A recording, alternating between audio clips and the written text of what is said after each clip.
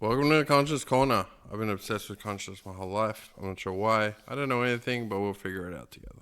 I don't know.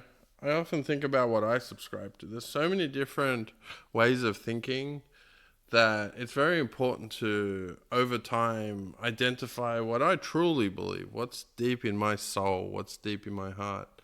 And I've landed on a few things. One, valuism. I want to provide as much value to myself, to my family and friends, to the people around me, and to the world. I think it's a very natural journey for a human.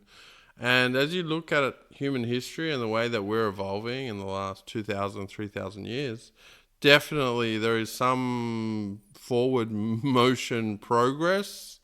We are moving in a direction. I don't know what that direction is and where it's going to go. But there's a few things like cooperation is at the heart of what we do. Cooperation versus competition has been this thing that's around humans for a long time. We competed for a long, long time, but now we understand that if we work together, we can better utilize the resources on the planet. We can survive longer, we can thrive, and we're at that thriving stage now where our safety and security is fairly, it's not concrete because there's a lot of existential crisis for us, and one that we're creating ourselves with AI. But at least from the having a society, having regularity, this determinism of waking up every day and understanding that there's certain things that are most likely going to be there, gives us safety, gives us comfort, allows us to thrive. And technology has obviously helped and make our lives better. We are interconnected. We can get online and view things from around the world. This is a great time to be alive. Having said all that, that cooperation will continue. I do believe. I don't know if nationalism will ever be a thing that goes away and we get some global citizenship and we all become one. I'm not sure. I do hope so in some way. I think that's a natural evolution for us. I do subscribe to egalitarianism and humanism. The fact that we are humans and individually surviving and thriving and living a good life is something every human should do. And going back to valuism, that is adding as much value as possible. What's interesting, we talked about sort of self versus family versus, the world. And that's not unlike what we're built to do. There are three things humans will move towards. That's self-selection. Preservation is very important. Kin selection. We understand that there's a group of people in our lives that are very important, and that's our family. And then there's this interesting game theory, reciprocal altruism, where if we cooperate and work together, although we are based on rewards, so we got to be very careful of how we play that game theory. And game theory is everywhere. Being a reward system is interesting because those rewards basically map to dopamine, and the way that dopamine is released in certain areas gives us that ding. And I say ding because every time a notification goes off on your phone, it's trying to tap into your reward system, and it's trying to say, hey, go to your phone, open it up, spend time on your phone. Our whole social engineering is geared towards our rewards. Our whole socio-economical system, when we're talking about the classical or the neoclassical theory of economics, Adam Smith brought in the classical theory, and it's been enhanced over the years, is how do we collectively as humans then work together in a society?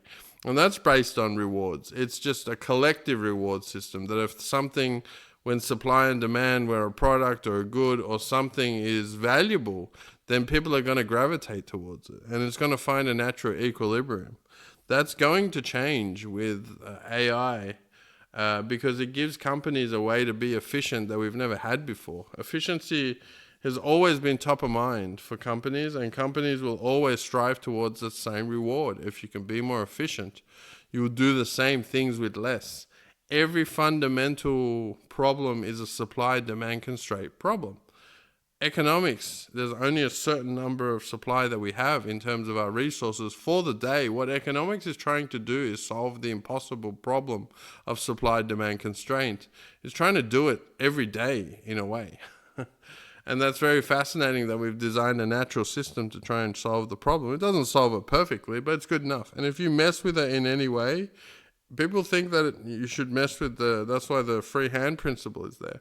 People think that you should mess with supply or demand. If you do, you mess up the whole system. It just doesn't work. So going back to our rewards, we are reward-based creatures, and that's perfectly okay. I want to find what my rewards are in life, what I'm moving towards. I also subscribe to naturalism. Humans are very individual, unique, relative. Everyone's consciousness is their own. Nobody can get in anybody else's consciousness. I will never know how somebody else feels. But we've developed empathy. We've developed this sense that we can at least connect to somebody on a deeper level. And that connection as humans will continue to thrive. It's very important. What else? There's a psychology of the unknown I subscribe to. The unknown is the common fear that we all have. Nobody wants to be in a situation where they don't know. And that is scary. It's very primitive in terms of survival. Anything that's not known could kill us.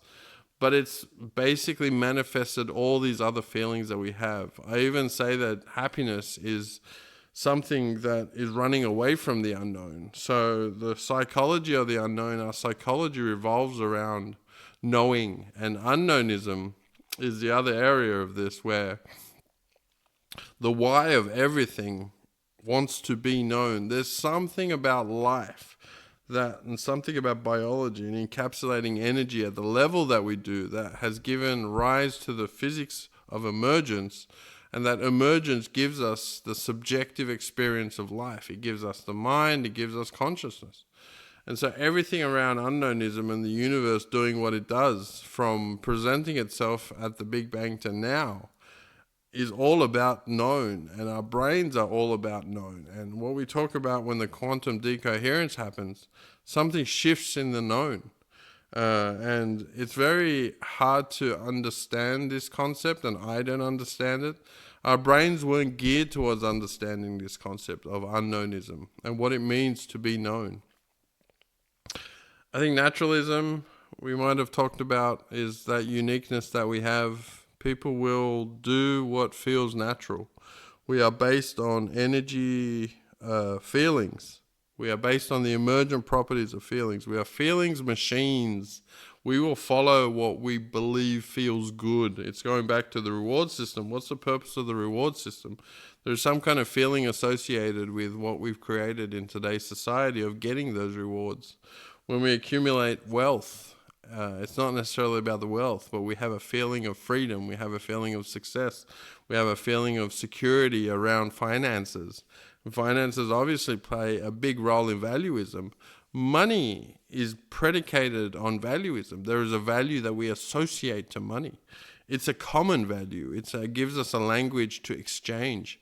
It's very relative. $1 means something for one person that it doesn't mean for another, or $10 or $1,000, or getting higher, it means different things. $1 million could mean a lot for one person that doesn't mean for another person. So the value of money is even subjective.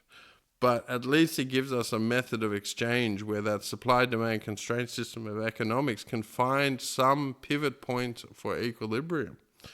And so we see that all of these together, there's naturalism. Humans should do whatever feels natural based on their emotions. At some point in your life, you'll figure out what feels natural to you.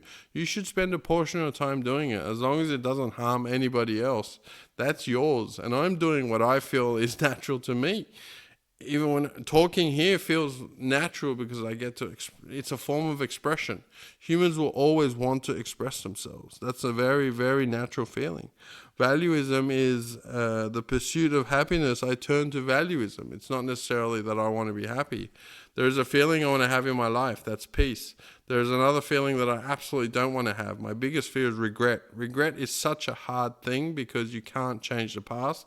It just lives with you and haunts you. And so I'm subscribing to those. I'm subscribing to naturalism, doing what feels natural, valuism, unknownism. I want to know more. I'm a very curious person. I want to learn as much as I can. And the psychology on the unknown drives my day-to-day psychology.